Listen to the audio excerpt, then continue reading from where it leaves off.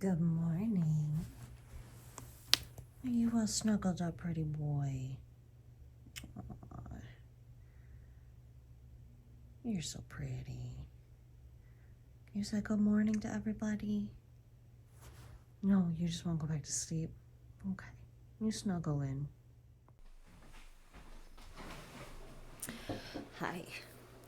So, I was going to put on makeup and stuff to film this, and I decided, nah, I'm just going to show up how I am, and there's so much going on in my house, in my country, in the world, and if people on the internet can't handle seeing me without mascara, I don't know, maybe you should take a look at your priorities.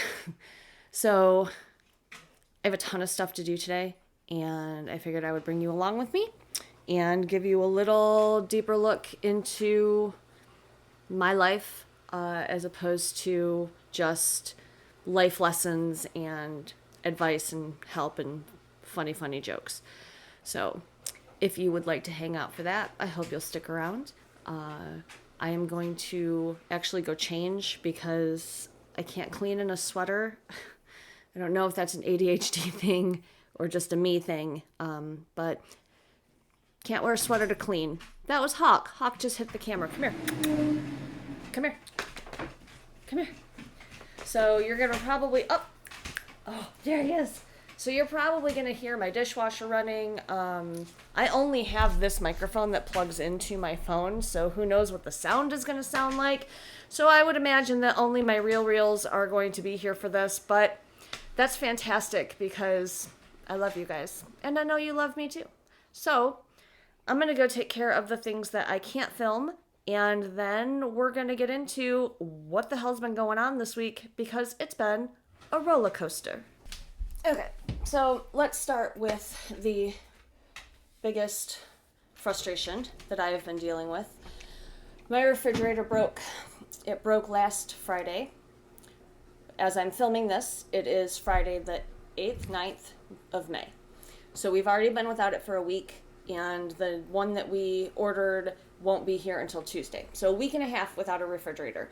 And my refrigerator, hang on, I'm gonna move you. My refrigerator is in like a built-in alcove. So there's a wall right here, there's cupboards up here, and a cabinet right here. So we have a very limited amount of space to where we could put a new refrigerator.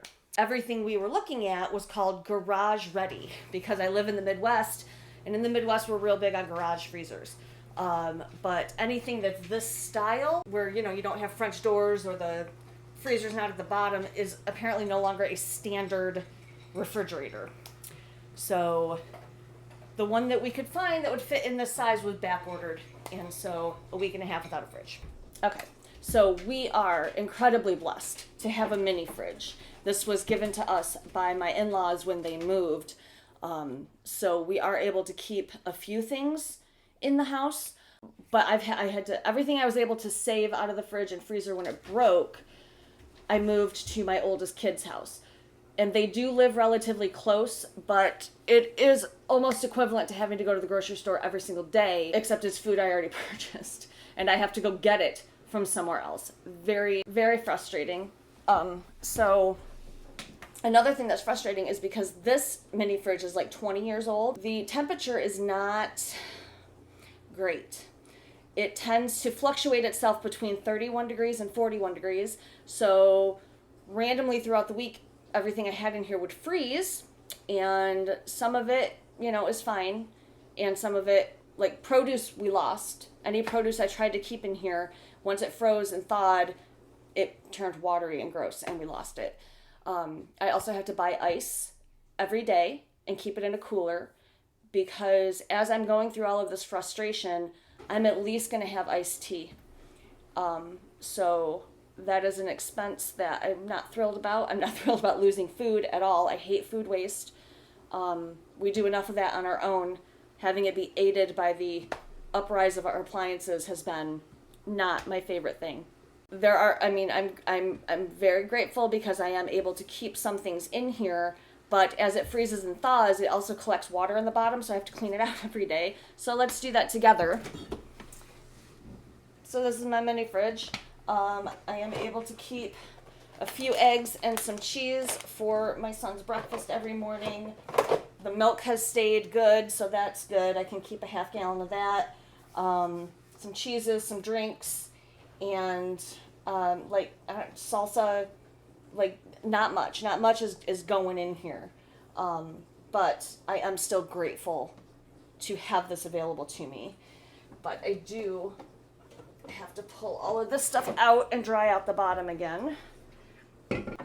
So yeah, it's been a challenge.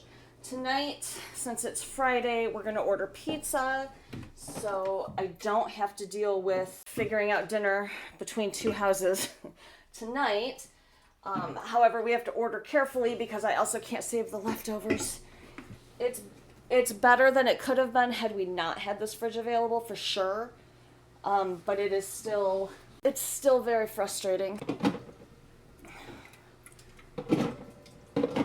So, I don't know. It is what it is. We make the best out of situations we don't have control over. And I do not have control over this. So, this one's beer, and I'm really afraid that, they're very similar, and one of these days my husband is going to grab this and, try to take it in the car. So we're just going to put that on the beer shelf. I think that's a real Midwest thing, too, to have, a beer fridge, which is what this fridge is usually used for. It's usually used for LaCroix and beer, and right now it is being used for eggs, milk, and butter. And then I mentioned in my community post, when I said I was going to do this vlog, that I really wanted to plant tomatoes, but it's been super cold. So over here, I wanted to show you, because I'm really proud of myself. This is a little plastic greenhouse that I got at Tractor Supply, and my stuff is starting to sprout. So I'm really, really excited. So this one's zucchini, and these 4 that are starting to come up, you can't even see that one, but these 4 that are starting to come up are jalapenos. We have a very, very small area in which we can garden, so we are very particular about what we plant.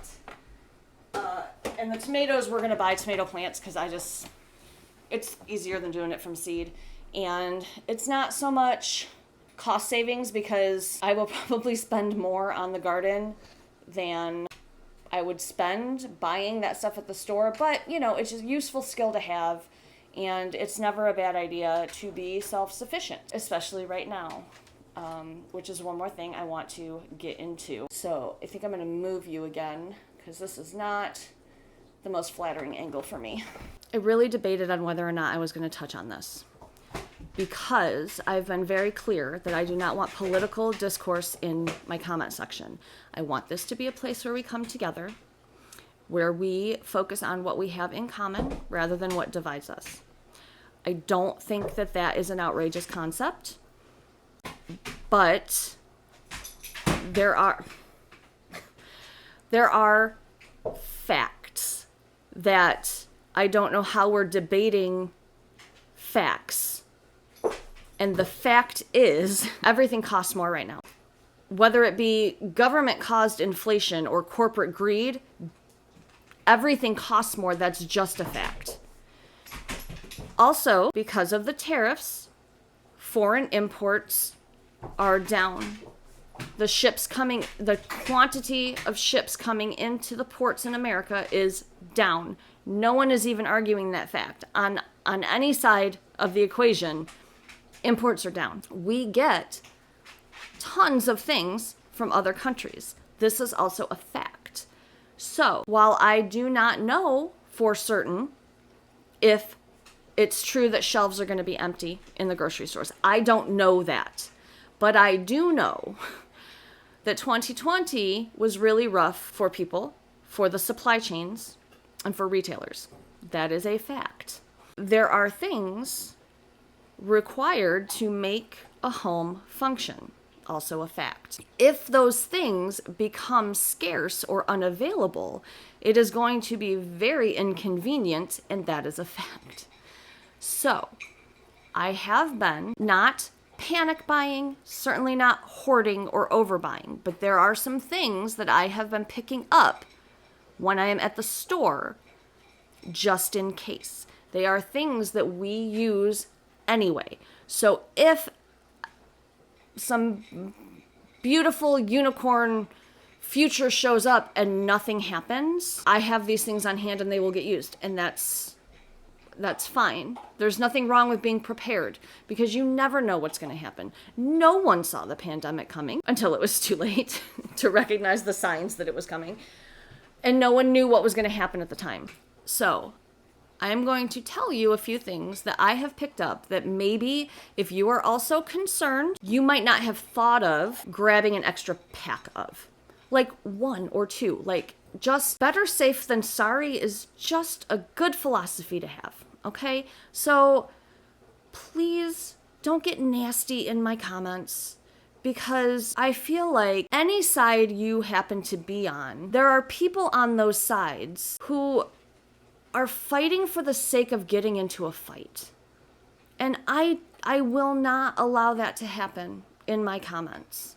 I just won't. So I am speaking about rumored shortages and rumored unavailable things, and maybe a couple things that you might not have thought of that you might want to grab a little extra if it is in your budget. For me, those things were coffee. 1% of the coffee is grown in the United States. We just don't have the climate for it. The countries that do grow coffee have had not the best weather for the crops. So regardless of whether it's supply chain, tariff, whatever, there could be shortages on coffee just because I cannot function without coffee. It is a luxury, absolutely, but I cannot run out of coffee. So it was on sale at Kroger even, so I purchased a couple extra bags just to have on hand. They're vacuum sealed, they'll stay good forever. So even if there's never a coffee shortage, it's fine because it will get used. I picked up an extra pack of AA batteries and a pack of button batteries because button batteries are used in key fobs, and because everything is computerized now, you have to have a key fob to drive your car. So, better safe than sorry, I grabbed some button batteries. AA batteries go in like everything in my house. Everything in my house runs on AA batteries. My thermostat, my smoke detectors run on AA batteries, and I swear 20 years ago they were all 9 volts, but mine run on AA batteries. So don't want to be without batteries. I picked up some batteries. We eat rice and beans all the time, so I picked up an extra bag of rice and a couple bags of beans. They will get used whether things are short or not. Because of the pandemic, we didn't actually run out of toilet paper during the supply chain issues of 2020, but I know a lot of people who did. And much like our grandparents who lived through the Great Depression, or great-grandparents, depending on how old you are, sew money into their pockets, I always have one extra case of toilet paper in my closet. And when that case gets opened to put away, I buy a new one. So I have one extra case of toilet paper. I purchased some spices because if you're going to eat rice and beans, you need to season them. So I bought some salt, some pepper, garlic powder, sage. By the way, speaking of sage is the secret ingredient that makes everything feel like comfort food. And I think it's because sage reminds us of Thanksgiving. So if you put sage in things like chicken pot pie, or if casseroles are real big in the Midwest, if you put sage in them, they just feel a little more warm, a little more comfortable. Let's see, flour and sugar. And honey, which our honey's from here, but if I'm going to stock up to make stuff for bread, I'm going to, get everything I need for bread. I got some extra yeast. So it's not even so much about the things that I'm worried where they're made. It's more, the bigger the rhetoric gets, the more people are going to be inclined to hoard So I'm picking up a few things now so that even if it's not the fault of the global economy, but just the greedy nature of Americans that make things difficult to find, I want my family and my friends and my neighbors to be taken care of. So I really thought I was going to make this video while I was like doing things. And I'm just sitting here like I do. I'm just in a different room with a dishwasher going in the background. So it's probably really super annoying for you. So, you know, this is probably fun for all of us. God. All right, the dishwasher started clanging around, so I moved right back to where, you know, you're used to seeing me. I am going to move off of this topic quickly, but I just wanted to run down just a couple other things that I grabbed in the just in case category. I got a pack of Brita filters. I got an extra box of cold medicine. I got a couple bottles of rubbing alcohol because I make my own cleaners with rubbing alcohol. So that is something that can be used for first aid or for making my own cleaning products. So I have to have that on hand. Band-Aids. I've seen a couple nurses on the Clock app discuss medical supplies and just the better safe than sorry of having a few things on hand. So I grabbed those things. And then I also grabbed an extra big bottle of dish soap and an extra container of laundry soap. So again, better safe than sorry. No one knows what's going to happen. Do not rush out and hoard things, but the things that make your life more comfortable, maybe grab an extra one. And if you are legitimately concerned with the food scarcity rhetoric that is going on, I also want to add in, if you can afford it, please consider getting just a couple little treats, you know, like a pack of cookies, some drink mix-inners. I don't know where that came from. Some maybe box brownies or cake mix. Just when things are hard, in any sense of the word hard, okay? When we are scared, when we are stressed out, when we are overwhelmed, sometimes the joy of a brownie after dinner can just do incredible things for your mood. So if you can afford it, you know, consider having a few of your favorite treats on hand. Again, if nothing bad happens, great. That is what we're all hoping for. None of us want things to get bad. Just if they do, we just want to be as prepared for it as we can be.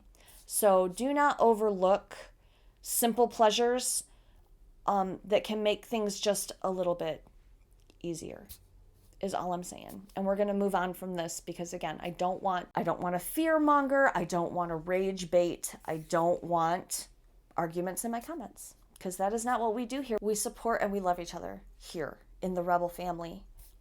So please don't instigate and don't pile on. And I will absolutely delete comments that I find to be unacceptable in my space because I love you and we are a community, but this is my space. So we're going to leave it there and we're going to move on to more fun, light, happy topics. Okay, since I have had people ask in previous videos where I make my own Dawn Power Wash, how to do it, I'm just going to show you how I do it. I'm sure that online there are actual measurements, but I don't really do that. So it's going to be like I use 91% isopropyl, and you just put, I don't know, a little bit in there, not a ton, a couple squirts of that, and then you put more dish soap than alcohol. Oh. And then you just fill up the bottle with water. So I'm doing that right next to the microphone. I bet that sounds like somebody has to go to the bathroom now.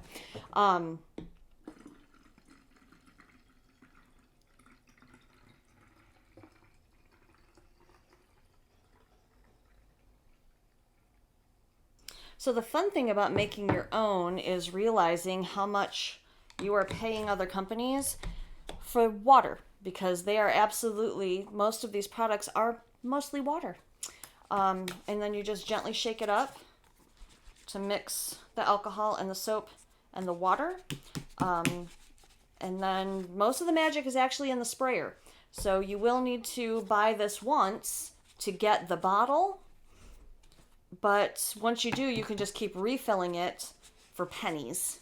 And it works exactly the same, if not better, than the original wash. So, you know, I did have to just buy a new bottle of this because my old sprayer broke. But that one I had been refilling for over a year. So if you're gentle with them, the bottles will last forever. I'm sure. I'm not gentle. I'm not gentle with anything. But, yeah, so just make your own. Get a bottle of isopropyl alcohol, a bottle of Dawn dish soap. I will say, don't scrimp. You know, if you're trying to save money, Dawn is the best dish soap, in my opinion, but it is. Dishes or greasy ducks, you know, whatever you have to clean, Dawn is the GOAT. So I always buy brand name dish soap. And yeah, so you just mix that all together, and then you have Dawn Power Wash for, you know, for pennies of what you would pay for this bottle. So good tip to have. Hope that helped. Okay, so now it's Saturday. I don't know what happened. Like, the day absolutely got away from me yesterday.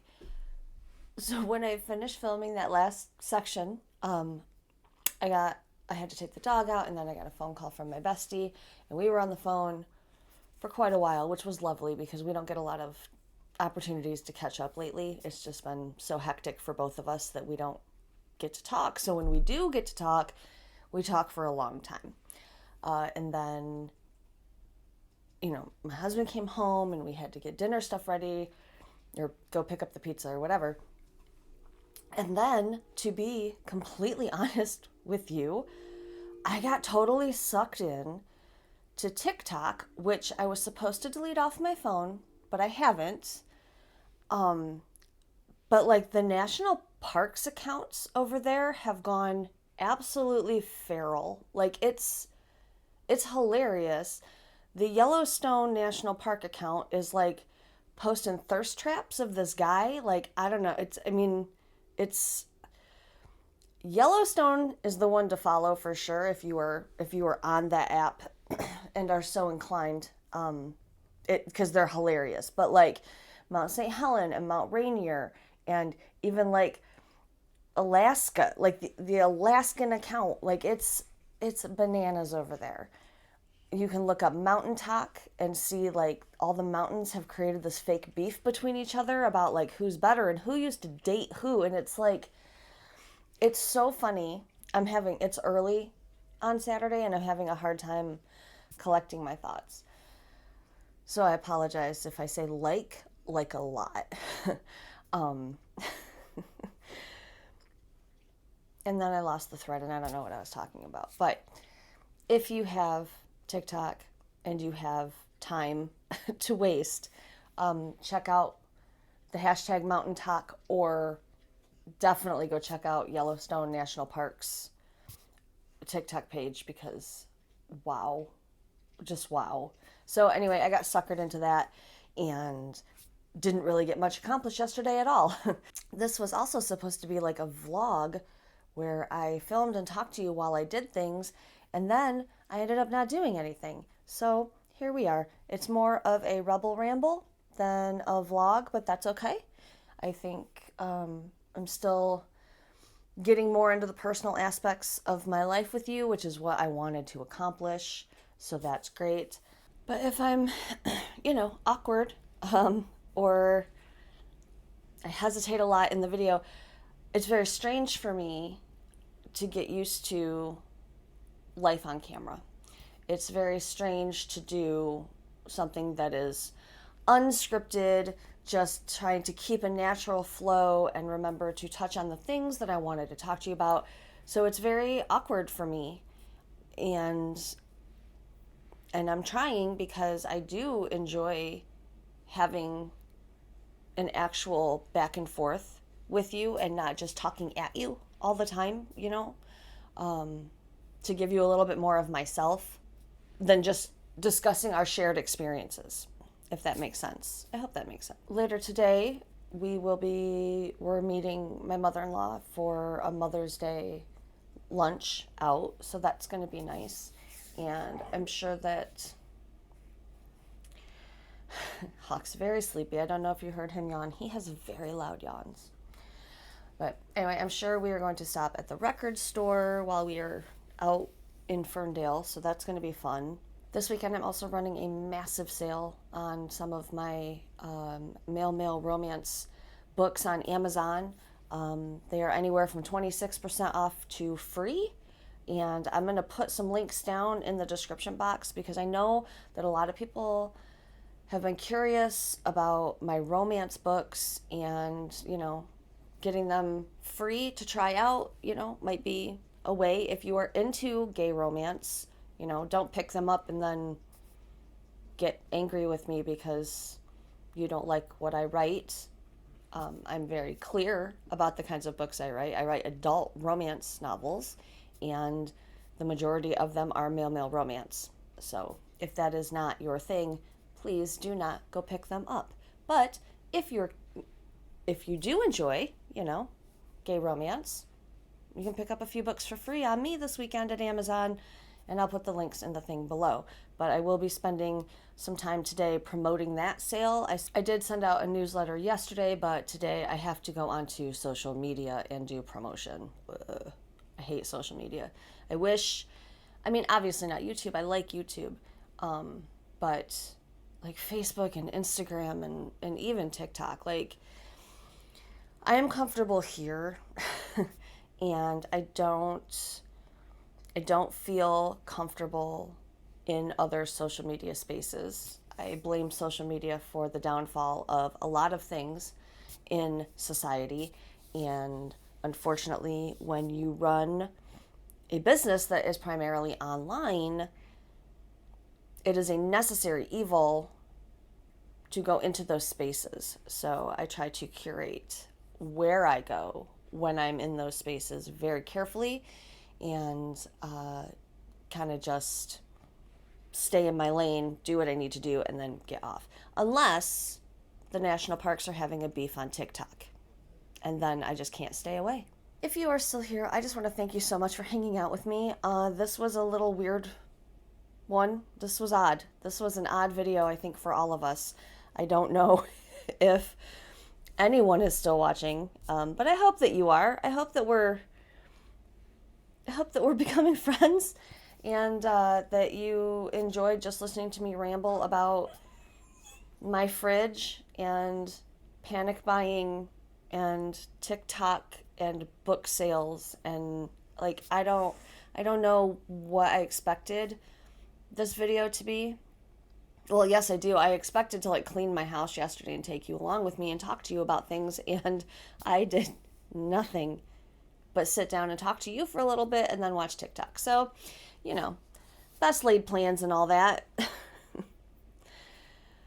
Oh boy, this video was a mess. So if you are still here, thank you again so much. I love you, and I love hanging out with you. So drop me a comment. Let me know if you enjoyed a Rebel Ramble. If maybe once a month it might be fun if I sat down and just talked about random things in a disjointed way, or just comment hard pass that this is not working. Maybe we'll do it as a live and you can ask me questions, or maybe we just won't do it at all. I don't know. The odds of me remembering to regularly film myself doing things and talking about it are very slim. So who knows? This might be the only one of these Rebel Rambles you ever get. Or it could turn out that you absolutely love them and it could become a regular thing. Who knows? We'll see. Anyway, I love you so much. I hope you're having a great weekend, and I will see you in a regular video on Monday.